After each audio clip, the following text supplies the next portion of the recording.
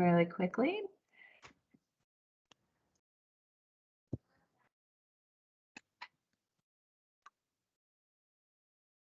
All right.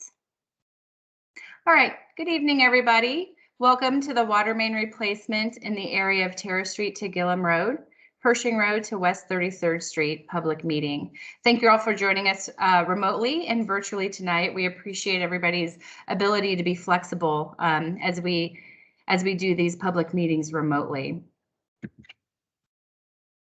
There we go.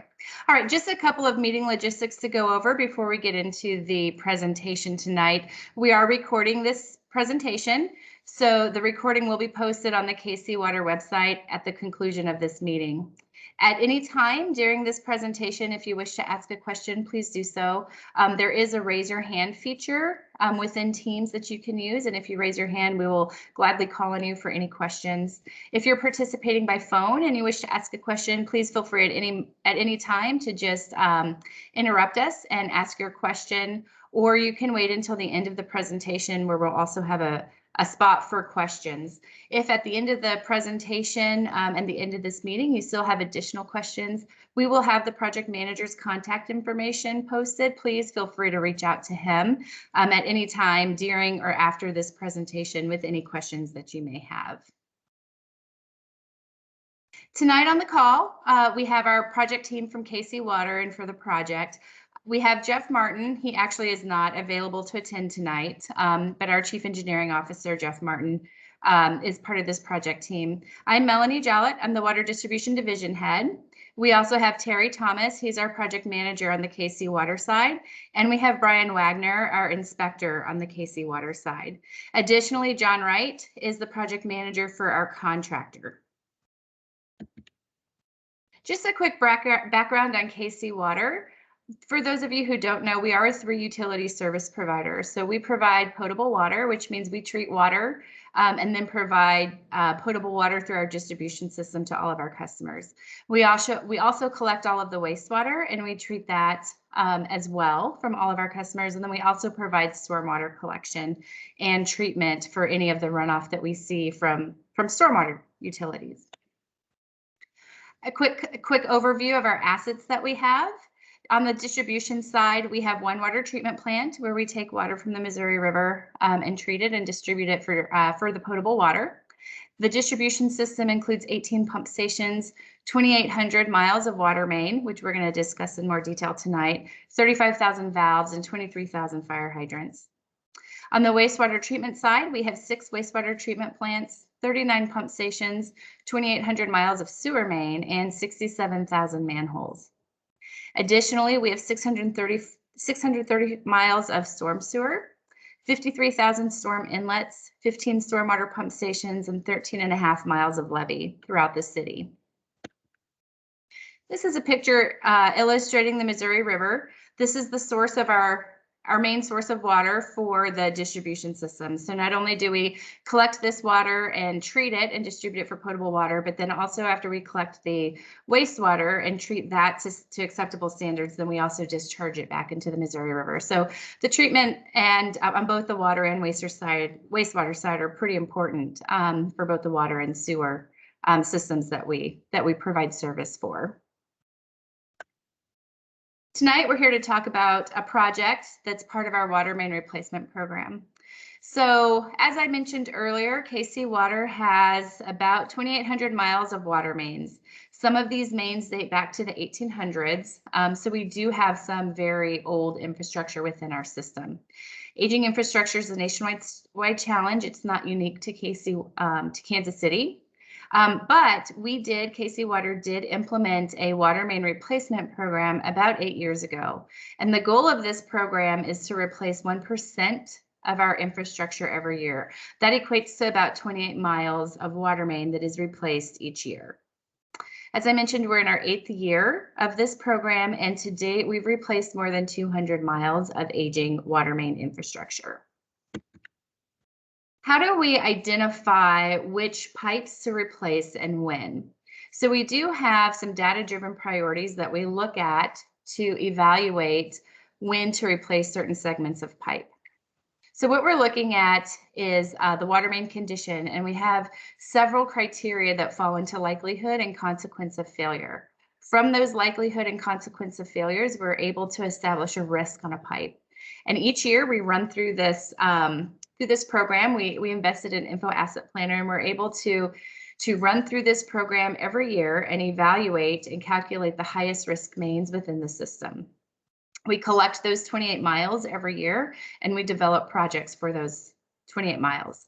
Each project, we take the project from design through construction, and every project is designed with new ductile iron water main, and these mains are zinc-coated ductile iron, and we wrap them in a polyethylene sleeve.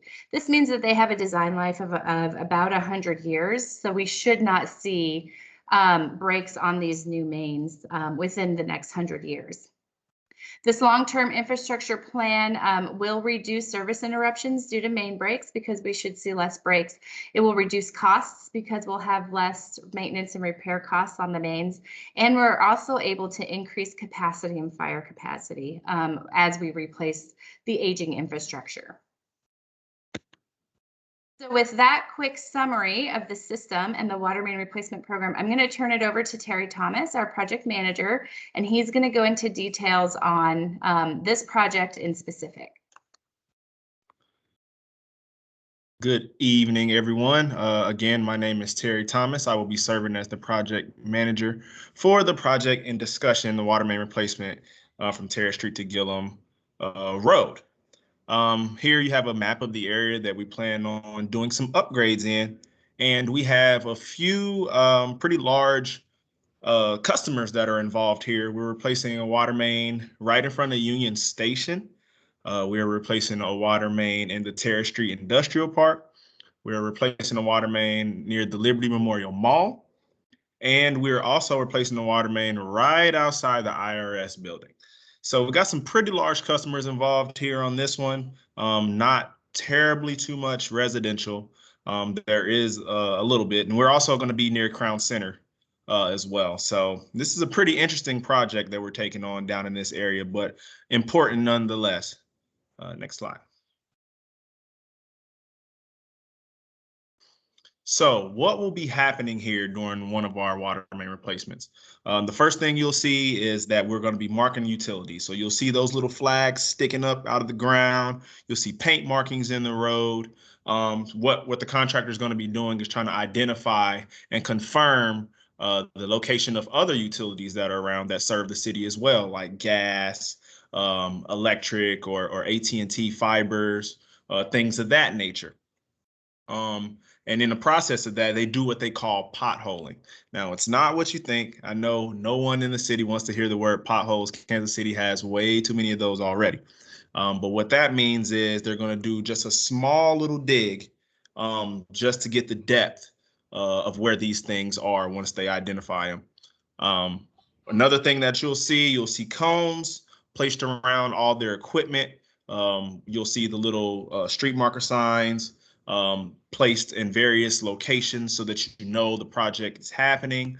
That way you can plan ahead once you see where these traffic control objects are. So if you have a commute in the area, you can plan around that, whether it's leaving early or taking a different route.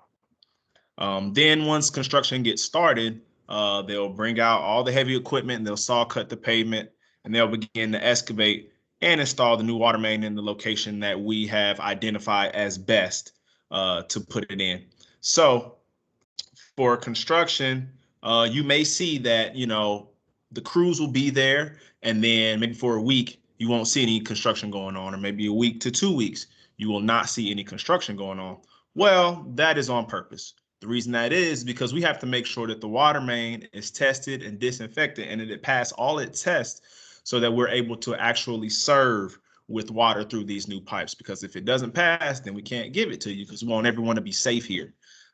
So that little period is always we get questions about asking, where the crews go. It looks kind of dirty out here. There's still pipe laying around. Well, that's what's going on during that time. So in the process of installing our new pipes, the old pipes will remain in service. That way you can get water during construction. But when it's time to put our water in the new pipe, we'll do a transfer of service, and then you will have your water service turned off at that time. I'll go a little more in detail with that a little later when we get more into services. So we abandon the old water main. We do not take it out. It remains in the ground.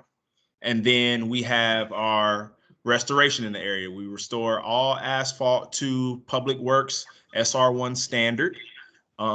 As far as our grass and seed. Uh-oh, we got a little echo there.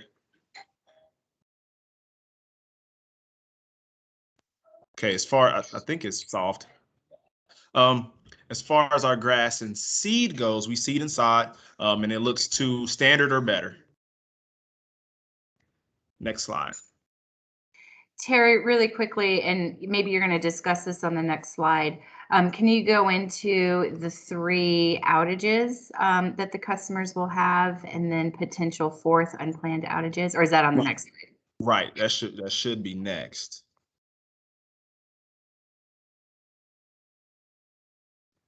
Yeah, it's on here. Okay. So as stated before, construction is very noisy. Okay, so there will be interruptions to your normal working hours. If you work in these places that I identify, you'll hear a lot of loud digging, saw cutting, and all these things like that. Your water service will be interrupted for short planned periods of time. Typically, these planned hours are 9 a.m. to 1 p.m. You will be notified 24 to 48 hours in advance of this via door hanger or by other means, whether we post it online. We'll try to do it in multiple places just so that you don't miss it.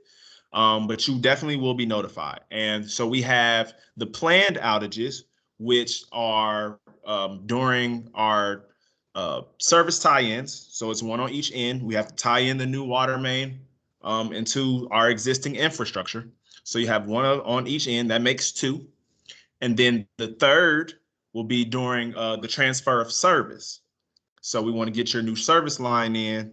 And once we do that, your water will be shut off for that. And then we have a 4th that is what we call the unexpected expected. So we can't plan for if the water main just happens to break during construction, which can happen. These are old, brittle water mains. We've identified them as break prone, which is why we are replacing them. So in those cases, we would not be able to let you know ahead of time that, hey, your water's going to be shut off, but we will work as quickly as possible to make sure that you get back in service as soon as we can. So that would be what we call the 4th time. As stated before, any disturbed lawn areas will be sodded during sod season. We don't want it to die. So, if it's the heat of summer, which we're passing through now, we won't have to worry about that on this project. Then we will wait until fall comes so the sod has a better chance to take hold. Same thing for the spring. Your travel routes may be disrupted, whether you're traveling through or you're going to work. Just be prepared to have those routes adjusted and to be adjusted for at least on per street, at least 6 to 8 weeks. But the good thing about all of this is that in the end, you shouldn't have to deal with any of these pesky water main breaks that we've been having over the years. The number of breaks that we've had in the city has declined significantly since the beginning of this program. So we want to keep that going and make sure we can minimize them as much as possible. In addition to this work, we're enhancing the fire protection, so you'll see more fire hydrants throughout these neighborhoods. A lot of times you may see one on each end of the block, but we're kind of beefing that up, especially in these areas with much larger buildings and that attract our customers and citizens into the city. Next slide. All right. So we have a graphic here that speaks on these services and what we plan on doing. So we have a little bit of both in this area where there are existing meters already outside, thanks in part to our automated metering infrastructure contract that we have. And then we also have some that are inside. So what will happen when we transfer these services? Well, if your water meter is already outside in the ground inside one of our beautiful water pits, then all we will do is connect it up to that point. You won't have to worry about anyone coming inside your business or residence in order to retrieve the meter. You can see that we've also identified what the customer responsibility is, as well as our responsibility as your public utility. You can see that up to what we call the first valve or the curb stop, you can walk outside of any home or any business and see this in the ground. It's pretty small, but it has KC water on top of it, so you'll know what it is. Up until that point, we will be responsible for any leaks or any breakages off of our main in order to get that repaired. And then past that point, once everything is hooked up and in service, then it is customer responsibility. You may have gotten probably a random letter once a year about service line protection. It's a third-party service, so it is not KC Water or exactly the city, but it is offered, to our customers if they want to get that to protect themselves in case they have an older service line to their home, depending on the age of their homes. Next slide. And here you see it's just slightly different now. So we have a water meter inside the home. And in this case, we would notify you as the business or homeowner that we need to come in and retrieve that old meter so that we can install it outside. That way for future maintenance, we won't be required to come inside. We don't have to bother you about it. We can just perform any work that we need to perform without having to have the hassle or hassling the customer to do things that we need to do. So it's kind of a win for everyone. Next slide. All right, we do not have, or at least as far as I can tell, we do not have Pyramid on call at the moment.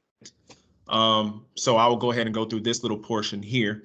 We've been given permission to begin on August 9th, 2021, which is this coming Monday. And we expect this project to last from start to finish until next February in 2022. Tentatively scheduled, Pyramid will begin on the Terrace Street Industrial Park portion. It is the southernmost portion of this contract, and then work their way up near Pershing Road and the Union Station and the Crown Center area. So they'll put those in scheduling will be provided. We do post the schedule, although it may change month to month, depend on random things, weather, whatever have you. We'll at least have something to go off of. And then before we start on each street, the customers are notified, hey, we're on the way. So you'll always be ready for us. Next slide. So again, we plan to start this coming Monday. You can find all this information on our website, kcwater.us/project/current projects. And you can find this project and a multitude of our other projects. We did send the postcard invite out to everyone. So that'll be posted there as well in case it got lost in the mail or you misplaced it. You're like, oh, I don't need this. But it's always available. And you can see that our contact information listed here.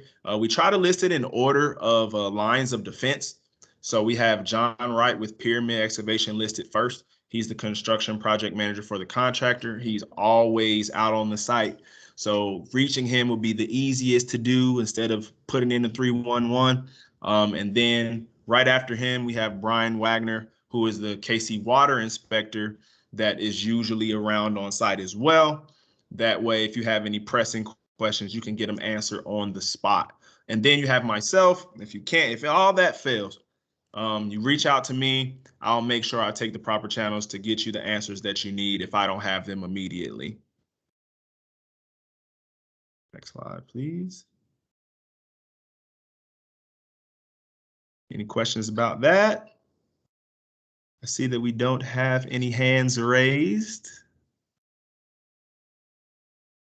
Perfect. Thanks, Terry. I'm going to leave this slide up here while we wrap up, just so everybody has your contact information, Terry. But thank you, everybody, for participating. If you missed this live, like Terry said, this will be posted on our website. So please review this presentation. And then if you have any questions regarding the project, please feel free to reach out to Terry Thomas. His contact information is up there. So thank you all for joining us, and hope you all have a good evening. Thanks.